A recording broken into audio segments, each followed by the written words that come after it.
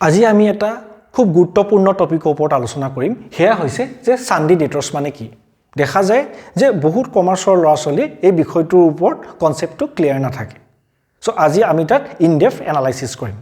প্ৰথমে আমি আহো সান্ড্ৰি ডেটৰ্স এই সান্ডি শব্দটোৰ অৰ্থ হৈছে টোটাল বা মুঠ ডেটৰ্স মানে কাস্টমাৰ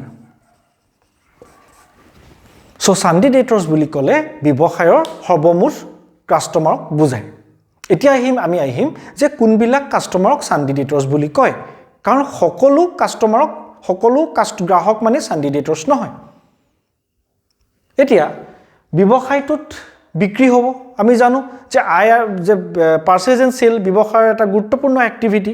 আমি আহো যে সেলস যেটা ব্যৱসায়টোৱে সেল কৰে সেই বিক্ৰীটোক আমি দুটা ভাগত বিভক্ত কৰিব পাৰো এটা হৈছে ক্যাশ সেল এটা হৈছে ক্ৰেডিট সেল ক্যাশ সেল মানে বিক্ৰী কৰাৰ লগে লগে নগদ ধন লাভ কৰিছে আৰু লগে লগে গ্ৰাহকৰ লগত সম্বন্ধ শেষ ক্ৰেডিট সেল মানে বাকি বিক্ৰী যেটা বাকি বিক্ৰী সংঘটিত হয় যেটা বিক্ৰী কাৰ্য সম্পাদন হয় কিন্তু তাৰ বিনিময়ত ব্যৱসায়টোৱে নগদ ধন লগে লগে পৰিশোধ নকৰে সো গ্ৰাহকৰ লগত সম্বন্ধটো বিক্ৰীৰ মুহূৰ্তত শেষ হৈ নাযায়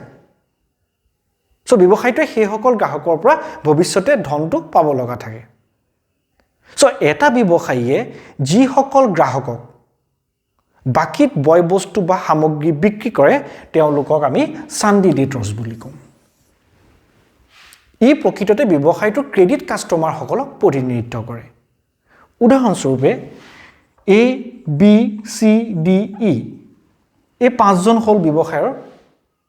বাকি গ্ৰাহক ক্ৰেডিট কাস্টমাৰ প্ৰত্যেককে ব্যৱসায়টোৰ পৰা 10000 কে বয় বস্তু কিনিছে বা ব্যৱসায়টোৱে বিকিছে so mister A B C D E পাঁচজনে পাঁচজনক ব্যৱসায়টোৱে 10000 কে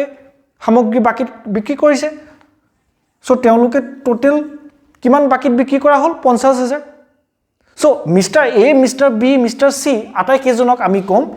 ডেটৰ্স ব্যৱসায়ৰ ডেটৰ্স এই পাঁচজন আৰু সান্ডি ডেটৰ্স সো পৰিমাণ কিমান 50000 অৰ্থাৎ এটা ব্যৱসায়ত থকা সমস্ত গ্ৰাহকৰ ভিতৰত এই পাঁচজন গ্ৰাহককে ব্যৱসায়টোৱে আমি ধৰি লম বয় বস্তু বাকিত বিক্ৰী কৰিছে গতিকে এই পাঁচজনৰ সৰ্বমুঠ 50000 টকা সান্ডি ডেটৰ্সৰ এমাউন্ট আমাৰ হিচাপৰ খাতাত আহিব এইখিনিতে আমি এটা কথা মনত ৰাখিব লাগিব যেটো ইয়াৰ বাবে আটাইতকৈ প্ৰয়োজনীয় যে এটা ব্যৱসায়ত সান্ডি ডেটৰ্স সদায় ক্ৰেডিট সেলছৰ পৰাহে উদ্ভৱ হয় ক্যাশ সেলৰ পৰা কেতিয়াও সান্ডি ডেটৰ্স উদ্ভৱ নহয় ইয়াৰ কাৰণটো কি যে ক্যাশ সেল মানে বিক্ৰী হৈছে ব্যৱসায়তে ক্যাশ পাইছে গ্ৰাহক আৰু ব্যৱসায়ৰ মাজৰ সম্পৰ্ক লগে লগে নিষ্পত্তি সো ব্যৱসায়তে বাকিত সামগ্ৰী বিক্ৰী কৰিলেহে সান্ডি ডেটৰ্স এৰাইজ হ'ব নহলে নহয় আৰু সেই সকল গ্ৰাহকৰ পৰা ব্যৱসায়টোৱে ভৱিষ্যত সময়ত কম দিনৰ ভিতৰত ধন পাবলগীয়া থাকে হেহে সান্ডি ডেটৰ্সক ব্যৱসায়ত কাৰেন্ট এসেট বুলি কোৱা হয় চলিত সম্পত্তি তেওঁলোকে দিবলগীয়া ধনটো এক বিত্তীয় বৰ্ষৰ ভিতৰত ব্যৱসায়টোক পৰিশোধ কৰিব লাগিব বা আমি এনেকৈ ক'ব পাৰো যে সান্ডি ডেটৰ্সৰ পৰা ব্যৱসায়টোৱে কম দিনৰ ভিতৰত বা এক চলিত বৰ্ষৰ ভিতৰত ধনখিনি লাভ কৰিব ইয়াৰ একাউন্টিং ইফেক্টটো কি যে আমি যেতিয়া বেলেন্স শীট বনাম বেলেন্স শীটৰ এসেট সাইডে या কাৰেন্ট এসেট হেডিংৰ আন্ডাৰত সান্ডি ডেটৰ্সক আমি দেখুৱাম